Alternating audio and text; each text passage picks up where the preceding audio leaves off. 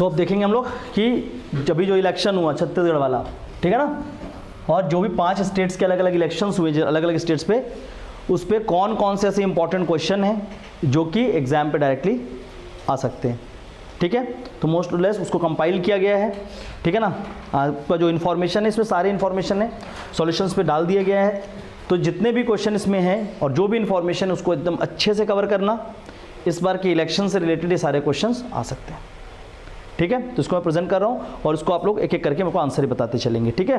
तो सबसे पहली बात तो, ठीक है ना, सबसे पहली बात तो यही समझना है कि छत्तीसगढ़ की अगर हम लोग देखेंगे असेंबली, तो वहाँ टोटल कितनी सीट्स हैं? 90 सीट्स हैं। और उस 90 सीट्स में से डिस्ट्रीब्यूशन कैसा है हम लोग मोरलेस को ऑब्जेक्टिव क्वेश्चन से करेंगे, बट यहाँ पर से बता देता हूँ। तो 90 सीट्स में से बीजेपी 154 सीट, एक सीट मिला है जीजीपी जिसका फुल फॉर्म क्या है? गोंडवाना गणतंत्र पार्टी, ठीक है। और एक है INC that is Indian national Congress जिसको 35 सीट्स मिला, ठीक है ना। ओके, तो एक एक करके इन चीज़ों को देखेंगे। सबसे पहले एक तो ये भी आपके क्या बन चुके हैं नए चीफ मिनिस्टर ऑफ छत्तीसगढ़, किसको बनाया गया है? विष्णुदेव साय को बनाया गया है, तो ये तो आपको पता है, ठीक है। तो एक एक करके देखते हैं इसको आगे, ठीक है ना। ये आपका क्वेश्चन नंबर 1, ठीक है। क्वेश्चन नंबर 1 क्या बोलता है? हिंदी इंग्लिश दोनों में ही, ठीक है ना, कि कंसिडर द फॉलोइंग स्टेटमेंट, निम्नलिखित कथनों पर विचार करें। बोल रहा है कि BJP won 8 seats more than 28 election in Durg division, ठीक है। तो डिवीजन वाइज यहाँ पर क्वेश्चन है, थोड़ा सा समझेंगे, ठीक है ना। तो यहाँ पर क्या बोला जा रहा है कि बीजेपी को 8 सीट अधिक मिले, सॉरी 8 सीट्स ज़्यादा मिले 2018 इलेक्शन दुर्ग डिवीजन पे, ठीक है ना। कांग्रेस वोन 2 seat more than 2018 election in the Bastar division, Bastar में उसको 2 सीट्स अधिक मिले जितना उनको 2018 की इलेक्शन में मिले थे, ठीक है। तीसरा क्या होता है? रायपुर संभाग में कांग्रेस ने जितने सीटें जीती थी उससे कम संख्या में भाजपा ने रायपुर संभाग में सीट जीती है, ठीक है ना। तो जितनी रायपुर में किसको मिला है? बीजेपी ने जितने सीट जीते हैं उससे कम संख्या में क्या है? BJP won less number of seat in Raipur division than the number of seat won by Congress in Raipur division. तो संभाग की बात करें तो रायपुर संभाग में जो ओवरऑल सीट देखेंगे तो कांग्रेस को ज़्यादा मिली है और बीजेपी को कम मिली है। फोर्थ स्टेटमेंट बोल रहा है कि Congress won the same number of seat in Bilaspur as in 2018 while BJP won 3 seats more then 2018। Bilaspur को में कांग्रेस को उतनी ही सीट मिली जितनी 2018 में मिली थी, पर बीजेपी को इस समय वहाँ पर ज़्यादा सीट मिली है, ठीक है। तो यहाँ पर ऑप्शंस देख लीजिए क्या है आपका? ओनली 1 2 3, केवल 1 2 3, सॉरी 1 3 4, 2 3 4, केवल 1 2 4 और इसमें से सभी। कौन सा स्टेटमेंट सही है? क्या होगा आंसर? चलो ऑप्शन देखते हैं। हाँ, डी, सारे के सारे सही हैं, पक्का आंसर क्या होगा? डी होगा, ऑल आर करेक्ट। क्वेश्चन का सोर्स क्या है उसको समझना है। सोर्स क्या है? ये न्यूज़पेपर का कॉलम, ठीक है। तो इस कॉलम को अटैच किया हुआ है, इससे ही ये क्वेश्चन बनाया गया था। यहाँ पर दिया है कि बीजेपी ने सरगुजा के सभी 14 सीट जीते हैं, दुर्ग संभाग के 20 में से आधी सीटें जीती गई, ठीक है। तो यहाँ पर क्या है? डिवीजन वाइज यहाँ पर सारे रिजल्ट्स हैं। क्लियर हो रहा है?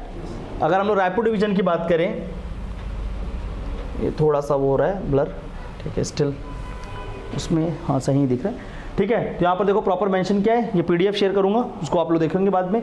कांग्रेस का क्या दिख रहा है यहाँ पर? 2018 में 14 सीट्स और यहाँ पर 8 सीट रायपुर में, ठीक है। तो जो स्टेटमेंट बनाया गया इसके हिसाब से बनाया गया। प्लीज़ इस पूरे के पूरे इसको एक बार जरूर देखेंगे। तो इसके हिसाब से वो स्टेटमेंट बनाया गया और वो 4 स्टेटमेंट पॉसिबल है कि जो यहाँ से क्वेश्चन बनेगा, ठीक है।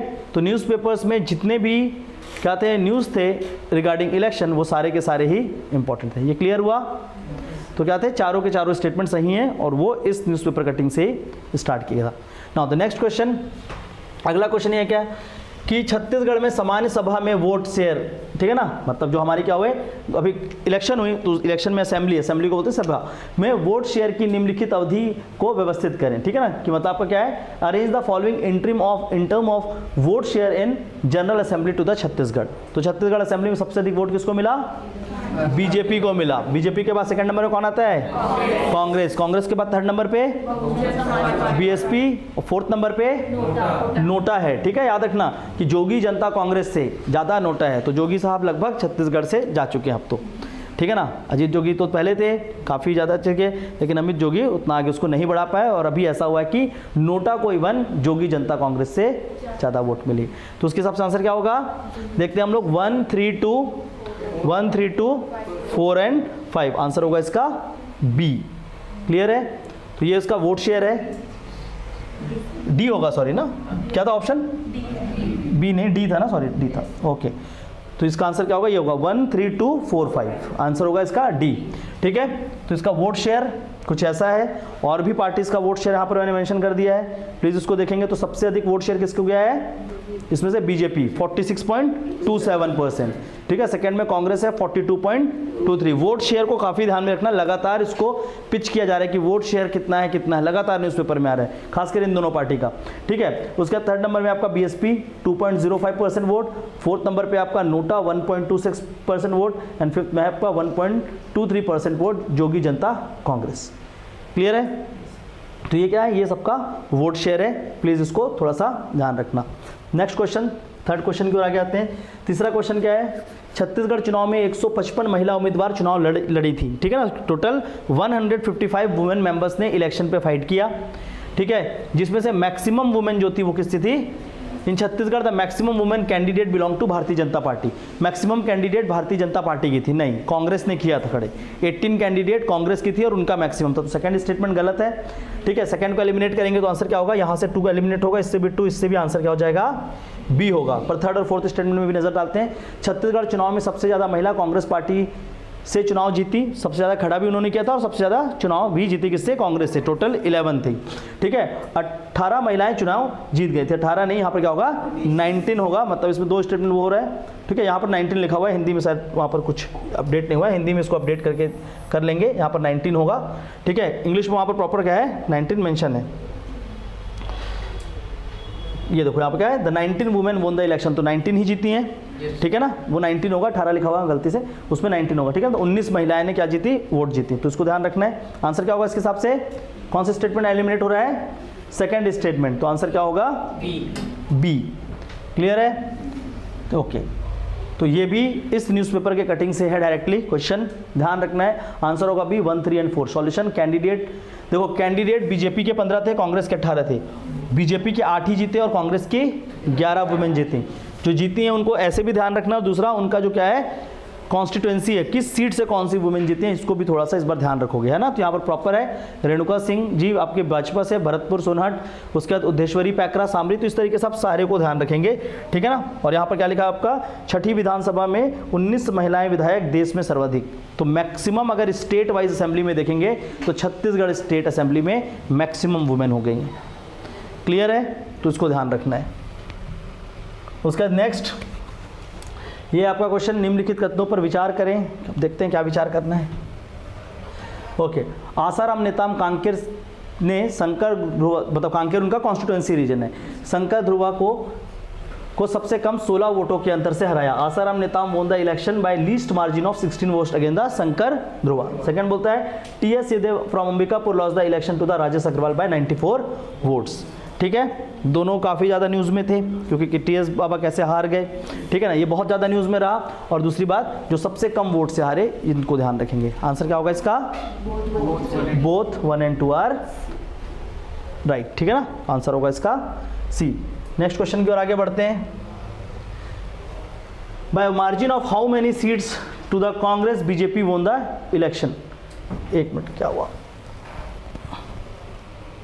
हाँ, यहाँ पर देखते हैं राजस्थान में ना कि by margin of how many votes to Congress the BJP won the election in Rajasthan. Rajasthan में भाजपा ने कांग्रेस को कितने सीटों के अंतर से, कितने के अंतर से आपका वहाँ पर क्या जीती? चुनाव जीती।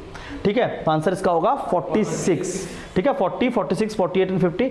याद रखना 46। उनको कितने वोट मिले हैं? 115 सीट्स मिले हैं और इनको कितने मिले हैं? 69 सीट। तो दोनों के बीच का डिफरेंस कितना होगा? 46 होगा। ठीक है, तो यहाँ सॉल्यूशन देखते हैं। तो ये पूरा राजस्थान का ब्रेकअप है। ठीक है, तो सबसे अधिक BJP 115 seat, Indian national Congress 69 seat. ठीक है ना।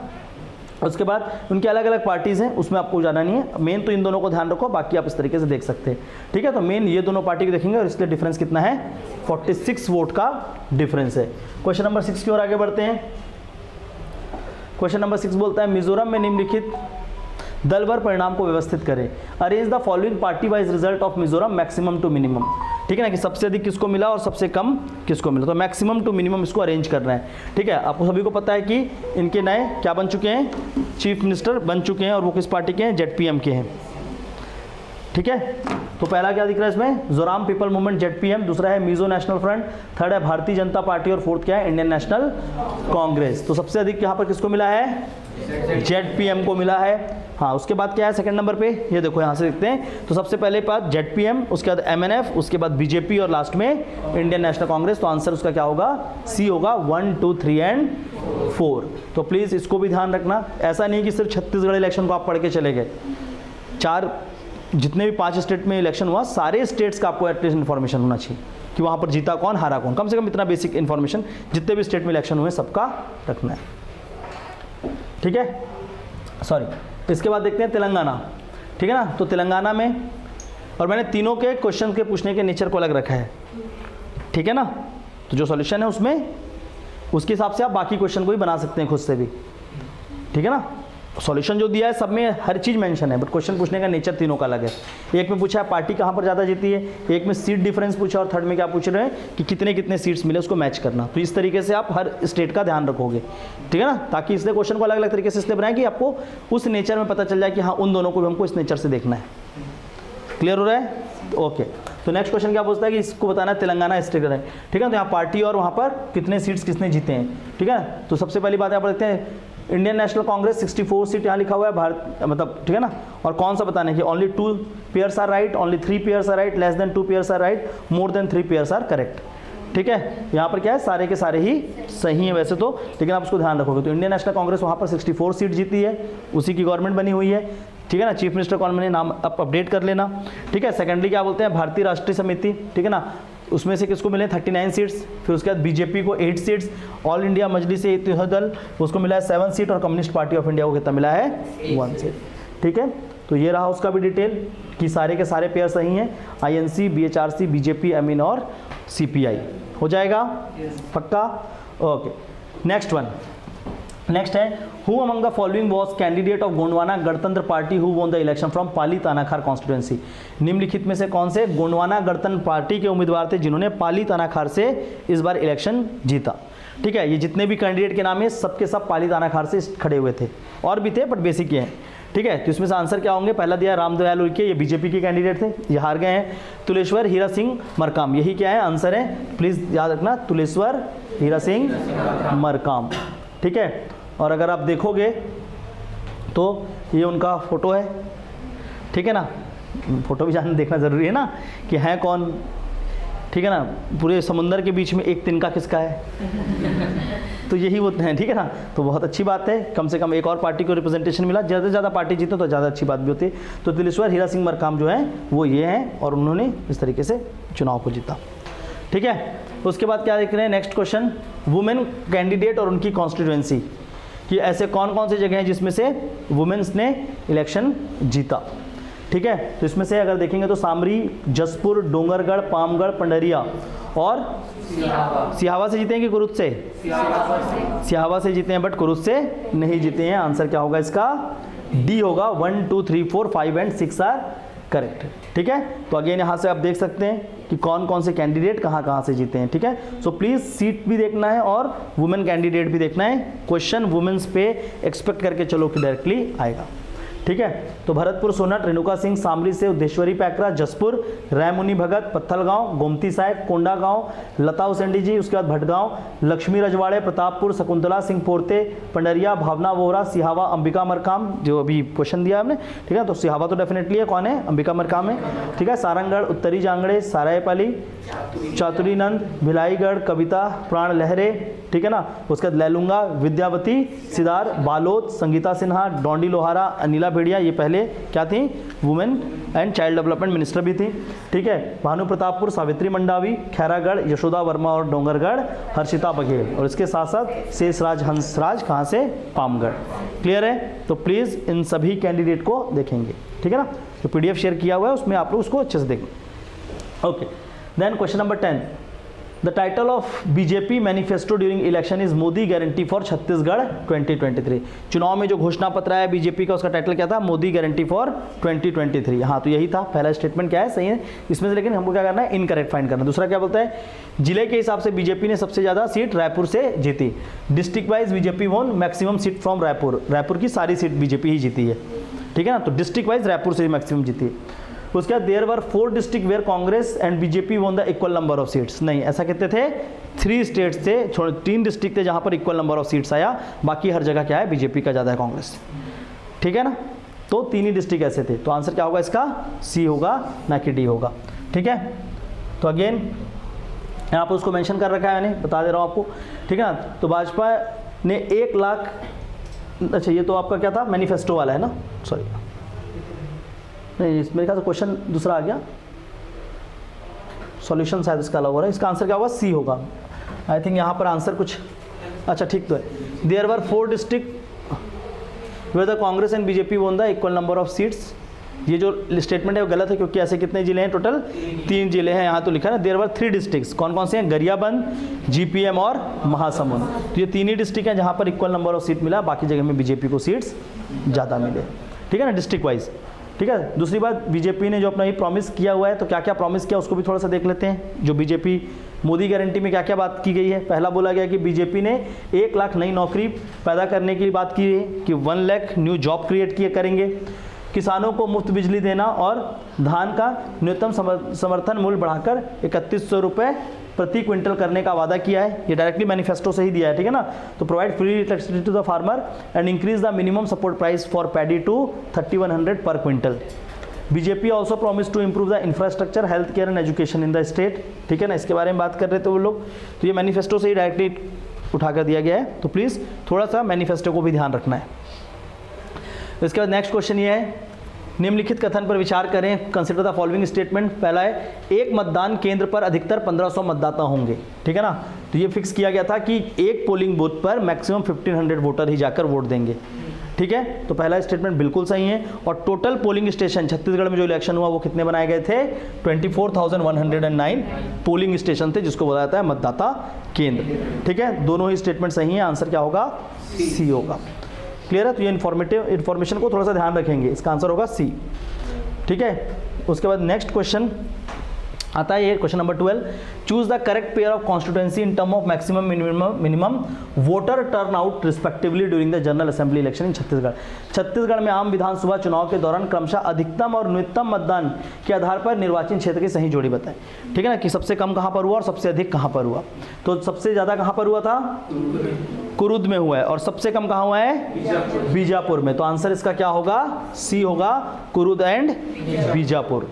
क्लियर है सभी को, तो प्लीज़ उसको भी अपडेट कर लेना। नेक्स्ट, तो कुरुद और Bijapur. Next one, question number 13, match the following office bearer of Chhattisgarh. ठीक है ना, ये क्वेश्चन थोड़ा सा डिफरेंट है, क्योंकि यहाँ पर कुछ नए लोगों को चुना भी गया है। ठीक है, तो इसमें क्या है, कुछ इंपॉर्टेंट ऑफिसेस हैं, प्लीज़ इसको ध्यान रखना, और इसमें प्रेजेंट मेंबर कौन कौन है, और ये मेंबर चेंज होंगे। अभी नई इलेक्शन और अभी नई सरकार आई है, तो इनमें से हो सकता है लोगों को वो चेंज कर दें, नहीं करते हैं तो ये रहेंगे ही रहेंगे। अगर इनमें से कोई भी चेंज होता है इलेक्शन के बाद, तो प्लीज़ उसको आप याद करके रखोगे। ठीक है, जैसे कि क्या है, state commission for schedule caste फिर आएगा आपका, तो state commission for schedule caste important है, याद रखना कि नए, अभी ये नए ही बने थे, कृष्णमूर्ति बांदी, तो ये इंपॉर्टेंट है, ये नया हुए हैं, बाकी तो पुराने ही लोग ही थे। ठीक है, अब यहाँ पर जो एडवोकेट जनरल ऑफ स्टेट थे, उन्होंने क्या कर दिया है, रिजाइन कर दिया है। ठीक है, कौन थे इनमें से advocate general, B Satish Chandra Verma. ठीक है, तो सतीश चंद्र वर्मा जी ने क्या किया है, रिजाइन कर दिया है। तो ये तो पहली बात अब नहीं है, लेकिन इस क्वेश्चन के हिसाब से उस टाइम पे है। ठीक है ना, मतलब थे, लेकिन आज की डेट पे उन्होंने रिजाइन किया है। ठीक है, जब ये क्वेश्चन बनाया था मैंने उस दिन रिजाइन नहीं किए थे, बट आज हो गया, तो प्लीज़ इसको चेंज कर लेंगे। ठीक है, तो मोरलेस इस क्वेश्चन के आंसर से ज़्यादा इंपॉर्टेंट है आपको क्या करना होगा, अपडेट करना होगा इन सभी को। ठीक है, कि अभी प्रेजेंट में कौन कौन से हैं, तो बस अभी इनमें से सतीश चंद्र ही हटे हैं, बाकी तो हैं। ठीक है ना, तो इसका आंसर क्या होगा देखते हैं हम लोग, पर प्लीज़ अपडेट करना, और इन सारे पोस्ट को पढ़ के ही जाना है ना। एक क्वेश्चन डेफिनेटली सीजीपीएससी हर साल पूछता है इनमें से, जितने भी कॉन्स्टिट्यूशनल या नॉन कॉन्स्टिट्यूशनल बॉडी हैं, संवैधानिक या गैर संवैधानिक निकाय छत्तीसगढ़ में, उसमें से एक क्वेश्चन आता ही आता है। ठीक है, तो प्लीज़ उसको अच्छे से अपडेट करके पढ़ाई करना है। तो आंसर क्या होगा इसका, वैसे तो जो था उसके हिसाब से सी होगा, बट अब इसमें से कुछ पोस्ट चेंज हो गए हैं, तो प्लीज़ उसको अपडेट कर लेना। ठीक है ना, उसके बाद नेक्स्ट आते हैं हम लोग, question number 14, consider the following statement. ये सारे स्टेटमेंट को देखना है। ठीक है ना, अब ये थोड़ा सा क्वेश्चन डेटा ओरिएंटेड है, पर डेटा एग्जाम में पूछे जाते हैं, तो इसलिए डेटा को भी अच्छे से तैयार करना है। पहला बोलता है कि छत्तीसगढ़ में कुल मतदाता, टोटल वोटर कितने थे, 2,03,93,190 नहीं, कितने थे 160। तो ये डाटा गलत है, क्या होगा 2,03,93,160। छत्तीसगढ़ में कुल महिला मतदाता 102,65496 हैं और जो वुमेन्स है वो कितने हैं 101,35,461। ये दोनों स्टेटमेंट सही है गलत है? सारे गलत हैं। कितने हैं वुमेन 55,946 और मैन कितने हैं? कौन सा 45 है? 35 जो है वो 45 है। ठीक है, तो प्लीज़ इसको ध्यान रखेंगे, नन ऑफ द अबव। ठीक है ना, तो सारे ही स्टेटमेंट वहाँ पर क्या थे, गलत थे। तो देखो फैक्ट जो है उसको याद करना है और इस सारे फैक्ट को आप ध्यान रखना कि टोटल वोटर कितने थे, 2,03,93,160, 2,03,93,160 टोटल वोटर थे, जिसमें से वुमेन कितनी थी 102,65846, 65,846। ठीक है ना, पुरुष कितने थे 101,35,561 और टोटल जो ट्रांसजेंडर वो कितने हैं 753। तो प्लीज़ वोटर को ध्यान रखेंगे, इसको याद करना पड़ेगा। ठीक है ना, ऐसा कोई ऑप्शन भी नहीं था वहाँ पे। Okay, now the next question, ये कुछ इंपॉर्टेंट क्वेश्चन है। ये कुछ ऐसी चीज़ें थी जो इलेक्शन के समय पे काम कर रही थी छत्तीसगढ़ के ऊपर और इनकी से चीज़ें हो रही थी। तो फर्स्ट ऑफ ऑल तो पहले देखते हैं सी विजिल। ठीक है ना, सी विजिल एक ऐप का नाम है, एक पोर्टल बनाया गया था। ये है कि जब आपके यहाँ पर आचार संहिता लगा था, मॉडल कोड ऑफ कंडक्ट, तो मॉडल कोड ऑफ कंडक्ट से रिलेटेड कोई भी अगर क्या करता, मॉडल कोड ऑफ कंडक्ट को ब्रीच करता, उसके अगेंस्ट जाता, तो जाकर वहाँ पर उसके ऊपर कंप्लेन किया जा सकता था। तो पहला ऑप्शन क्या है, cVIGIL is to report any violation of model code of conduct. तो ये स्टेटमेंट क्या है, सही है। दूसरा बोलते हैं digital voter card. Digital voter card को 25 जनवरी 2023 को लॉन्च किया गया था। ठीक है, और इसी को क्या बोला जाता है, मतदाता दिवस। ठीक है ना, नेशनल वोटर डे के नाम से इसी को ही जानते हैं, जिस दिन डिजिटल वोटर कार्ड स्टार्ट किया गया। तो ये भी एक इंपॉर्टेंट है, काफ़ी इंपॉर्टेंट इसी साल हुआ है, ध्यान रखना। ठीक है ना, इलेक्शन रिलेटेड लगभग सभी चीज़ को कंपाइल किया गया, केवल छत्तीसगढ़ इलेक्शन ऐसा नहीं है, इलेक्शन रिलेटेड मेजॉरिटी चीज़ें यहाँ पर कंपाइल कर दिया है। थर्ड क्या है, चीफ इलेक्टोरल ऑफिसर। ठीक है ना, छत्तीसगढ़ में इस समय जो इलेक्शन हुआ उसमें चीफ इलेक्टोरल ऑफिसर कौन थी, रीना बाबा साहब कांगले जी थी। ठीक है ना, तो कंगाले जी थी। ठीक है ना, तो वो ठीक है। फिर नेशनल ग्रीवांस सर्विसेज के लिए क्या है, कॉल 1950। 1950 क्या था कि इलेक्शन रिलेटेड कोई भी अगर समस्या होगी तो कॉल 1950। क्यों रखा गया था डेट 1950? क्योंकि इंडिया का फर्स्ट जनरल इलेक्शन कब हुआ था, 50-51 वाले पीरियड में हुआ था और इसीलिए 1950 का डेट भी रखा गया। याद रहेगा? ओके, तो यहाँ पर अगर देखेंगे तो सारे ही स्टेटमेंट क्या है, सारी सही है। कौन सा गलत है? दूसरा स्टेटमेंट, वो 2021 या 2022। हाँ, दूसरा स्टेटमेंट यहाँ पर क्या है, 2023 पे लॉन्च नहीं किया गया था, पहले किया गया था ना। ठीक है, तो 2021 पे उसको लॉन्च किया गया है, बाकी स्टेटमेंट क्या थे उसमें गलत है। ठीक है, तो डिजिटल वोटर कार्ड 2021 पे स्टार्ट हुआ और उसी दिन को क्या बोलते हैं, नेशनल वोटर डे। उसको ध्यान रखना 25 जनवरी। ठीक है, बाकी क्लियर है? Okay, now the next question. ये तो वही क्वेश्चन आ गया फिर से, वही क्यों आ रहा है? अच्छा ये है, ठीक है ना। अब देखो यहाँ पर जो स्टेट्स दिए हैं इसके हिसाब से बताना है, मेरे को ये नहीं बोलना कि मैंने पूछा ईवीएम फर्स्ट टाइम कहा तो कोई मेरे को बोल रहा है गोवा में हुआ। ऑप्शन में गोवा है क्या? नहीं है ना, तो जो ऑप्शन में है उस वो होगा ना आंसर।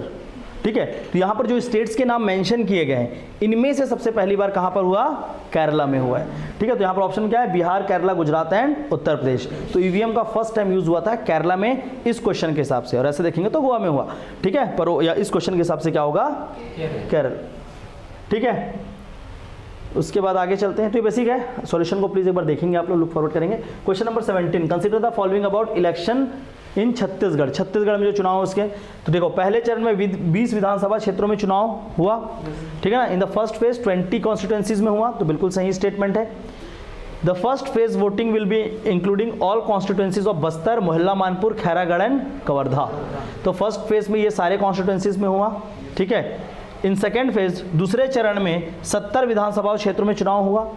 ठीक है, ये भी सही है। दूसरे चरण के मतदान में बिलासपुर संभाग, बिलासपुर डिवीजन के सारे आए थे, रायपुर डिवीजन के भी सारे थे, दुर्ग डिवीजन के सारे थे क्या, नहीं थे। कौन से रीजन नहीं थे, कवर्धा, राजनांदगांव का रीजन नहीं था। ठीक है, तो इसके हिसाब से क्या होगा, फोर्थ स्टेटमेंट गलत है। फर्स्ट सही है क्या, बिल्कुल सही है। सेकंड सही है, वो भी सही है और थर्ड भी सही है, पर ऐसा कोई ऑप्शन है क्या? देखो एक सही है, 2 और 3 गलत है, ये तो गलत हुआ, ठीक है। 1 और 3 गलत है, 2 और 4 सही है, ये भी गलत है। 1 और 4 सही है, 2 गलत है, ये सही है क्या? तो 1 और 4 तो ये भी गलत है, उपरोक्त में से कोई नहीं। तो बट क्या है, याद रखना कि शुरू के 3 स्टेटमेंट सही हैं और चौथा स्टेटमेंट गलत है, क्योंकि दुर्ग डिवीजन के कुछ हिस्सों में चुनाव फर्स्ट फेज में हुआ और कुछ में सेकेंड फेज पे हुआ। क्लियर है? ओके, तो ये उसका क्या है, एक मैप है इलेक्शन कमीशन का, इसको ध्यान रखेंगे। तो ये वाला जो मैप में ये वाला पोर्शन दिख रहा है, ये क्या है आपका कवर्धा, ठीक है ना, खैरागढ़, राजनांदगांव, मोहल्ला मानपुर, उसके बाद पूरा का पूरा बस्तर डिवीजन, यहाँ पर हुआ फर्स्ट फेज में चुनाव और ऊपर वाला जो है इसमें सेकेंड फेज पे, ठीक है। और ये क्या है हमारा चुनई चिरई, जो कि क्या थी, लोगो थे इलेक्शन के लिए। आंसर क्या होगा, 1 2 3 सही है, जबकि 4 गलत है। The next question, question number 18. Consider the following about general election to the State Legislative Assembly of Chhattisgarh. Chhattisgarh राज्य विधानसभा के आम चुनाव के बारे में निम्नलिखित कथनों पर विचार करें। देखते हैं क्या क्या है इसमें। उसका क्या है, गैजेट अधिसूचना जारी होने की तिथि, मतलब इलेक्शन होगा उसको गैजेट में फर्स्ट टाइम बताया गया, फेज 1 के लिए 13 अक्टूबर में बताया गया, ठीक है ना, कि 13 अक्टूबर को। सेकंड में क्या लिखा है, date of issue of gazette notification phase 1 21 October. नहीं, ये किसका है, फेज 2 का है, ठीक है। तो सेकंड स्टेटमेंट रॉन्ग है, फर्स्ट स्टेटमेंट राइट है। डेट ऑफ काउंटिंग 3 दिसंबर को काउंटिंग हुई है ना, उसी दिन तो सब कुछ हुआ। चुनाव कब हुआ था, फर्स्ट फेज का 7 को और सेकंड फेज का 17 को। तो इसमें से गलत क्या है, केवल स्टेटमेंट 2 गलत है, ठीक है। तो आंसर क्या होगा उसके हिसाब से, ए होगा, क्योंकि सब में क्या है 2 है, तो आंसर होगा 1 3 4 5, आंसर इसका होगा ए। क्लियर है? ओके, तो ये यहाँ पर क्या है, पूरा डिटेल है, ठीक है, थोड़ा सा ध्यान रखेंगे। सबसे पहले क्या है, विधानसभा निर्वाचन। तो फर्स्ट फेज जो हुआ, फर्स्ट फेज का गैजेट का जो नोटिफिकेशन आया वो 13 अक्टूबर था, ठीक है ना। जिस दिन अपना जाकर क्या करते हैं, जो भी इलेक्शन में खड़े हो नामांकन कराते हैं, नॉमिनेशन पेपर फाइलिंग करते हैं। नॉमिनेशन पेपर 20 अक्टूबर को फाइल किया उन लोगों ने, ठीक है ना। नामांकन पत्र की समीक्षा, मतलब उसको प्रॉपर लोग देखते हैं जो भी ऑफिसर्स होते हैं आरओ, तो 21 अक्टूबर को था। फिर नाम वापसी की तिथि दी हुई है। चुनाव की तिथि देखो मतगणना 3 दिसंबर और जो लास्ट में क्या हुआ 5 दिसंबर को, ठीक है ना।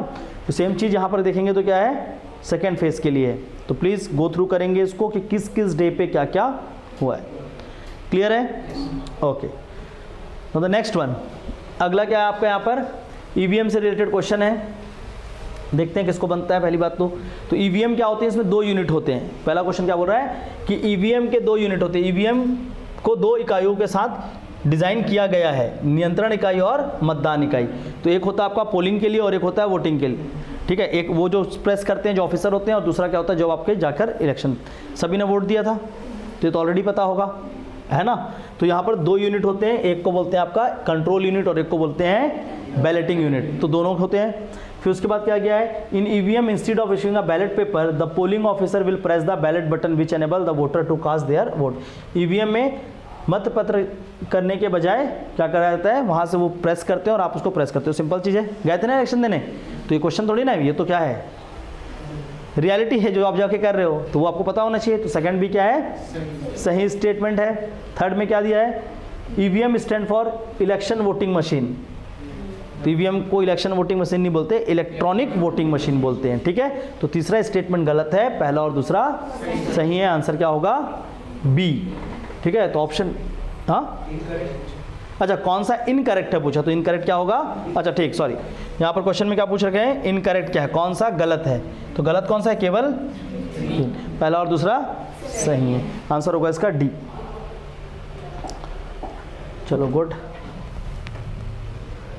ठीक है। यहाँ पर लेकिन आंसर 1 और 2 दिखा रहा नहीं होगा, यहाँ पर आंसर क्या होगा, इसको चेंज करेंगे, ओनली आंसर इसका डी होगा, क्योंकि उसमें इनकरेक्ट स्टेटमेंट पूछा गया था।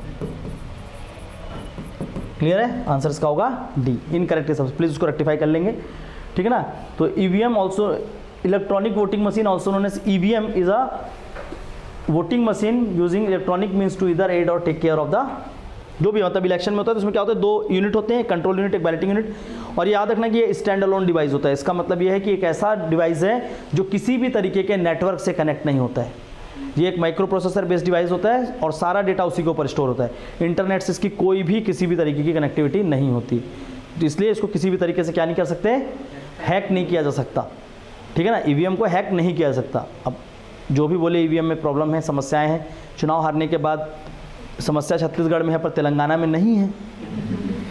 अगर अभी तेलंगाना में चुनाव हार जाते तो वहाँ समस्या भी रहती ईवीएम में, तो शायद कुछ राज्यों में ऐसे वाले ईवीएम भेजे जाते होंगे, ठीक है ना। पर ये सब बात अलग है, क्योंकि वो एक माइक्रो प्रोसेसर बेस्ड डिवाइस है और वो क्या है कि स्टैंड अलोन डिवाइस है, तो उसको हैकिंग नहीं कर सकता। हाँ, चिप में ही आप कुछ गलती करो, बात अलग, पर ऐसा हो नहीं रहा, ठीक है ना। तो आंसर इसका क्या होगा?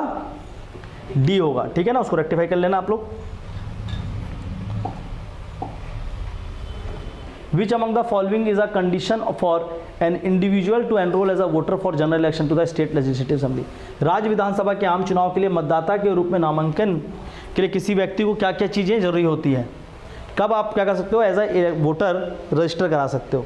तो उसके लिए पहली बात क्या है? वह एक भारतीय नागरिक हो, इंडियन सिटीजन होना कंपलसरी है। दूसरा, उसने मतदाता सूची के पुनरीक्षण के वर्ष की अर्हता तिथि अर्थात 1 जनवरी को 18 वर्ष की आयु का हो, ठीक है ना। और ये डायरेक्टली इलेक्शन कमीशन की वेबसाइट से है। He or she have the attend the age of 18 year on the qualifying date that is 1 January of the year of revision of electoral roll. He or she is ordinary resident of the part or the polling area of constituency where he और she want to be enrolled. ये उस जगह से होने चाहिए जहाँ से वो अपने आप को एनरोल करना चाहते हैं, ठीक है, मतलब वहाँ का उनका डोमिसाइल होना चाहिए। उसके बाद ही और she is not disqualified to be enrolled as an elector. वह निर्वाचक के रूप में नामांकित होने के लिए अयोग्य ना हो। अगर ऐसा आदमी जो निर्वाचन के मतलब वो खड़ा ही नहीं हो सकता अगर वहाँ पर, तो भी उसको क्या कर दिया जाएगा? डिस्क्वालीफाई कर दिया जाएगा एज अ वोटर भी, ठीक है। तो आंसर क्या होगा इसका? डी। सारे के सारे स्टेटमेंट सही हैं। तो ये कुछ इन्फॉर्मेशन बेस्ड स्टेटमेंट है, ध्यान रखना। नाउ नेक्स्ट क्वेश्चन, डिलिमिटेशन परिसीमन आयोग इस साल आ सकता है एग्जाम में, ठीक है ना, क्योंकि चुनाव भी हुआ है। तो परिसीमन आयोग बोलते हैं जिसको, डिलिमिटेशन कमीशन। परिसीमन आयोग ना तो संवैधानिक संस्था है और ना ही वैधानिक संस्था है। Delimitation commission is neither a constitutional body nor a statute body. तो ये क्या स्टेटमेंट सही है क्या?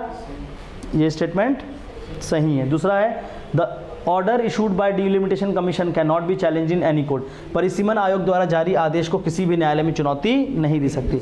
ये भी स्टेटमेंट क्या है? और टोटल अभी तक 4 इलेक्शन क्या बनाए गए हैं? परिसीमन आयोग बनाए चुके हैं। अभी तक टोटल 4 डिलिमिटेशन कमीशन बनाए गए। तो दोनों ही स्टेटमेंट सही है। आंसर क्या होगा? सी होगा। और इसका यहाँ पर मैंने कुछ आपको डिटेल दिया हुआ है, प्लीज़ इस डिटेल को एक बार और अच्छे से रीड करें, ठीक है। तो देखते हैं इसको थोड़ा सा डिटेल क्या है। डिलिमिटेशन इज ए एक्सरसाइज, मतलब एक डिलिमिटेशन एक प्रोसेस है जिसमें हम क्या करते हैं? कॉन्स्टिट्यूएंसी जो है उसको कम या ज़्यादा करते हैं और उसके साइज़ या एरिया को कम या ज़्यादा किया जाता है, ठीक है। तो 4 बार इसको बनाया गया, 52, 63, 73 और 2002 में, ठीक है, इसको ध्यान रखना है। और सेंसस का जो डेटा आता है उसके हिसाब से करते हैं। तो 2026 में फिर से इसको आगे चलकर किया जाएगा। तो अगला डिलिमिटेशन तब होगा। तो प्लीज़ अगर वैसा कुछ होता है तो उसको ध्यान रखना है।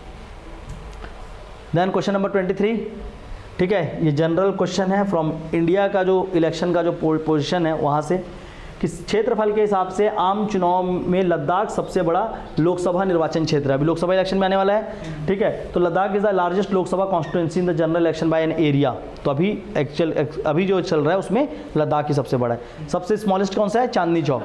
Chandni Chowk is the smallest Lok Sabha area constituency wise.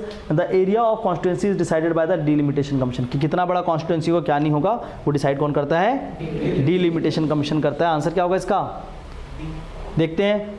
केवल एक जोड़ा मतलब एक सही है, सभी जोड़े सही हैं, मतलब all the pairs are right.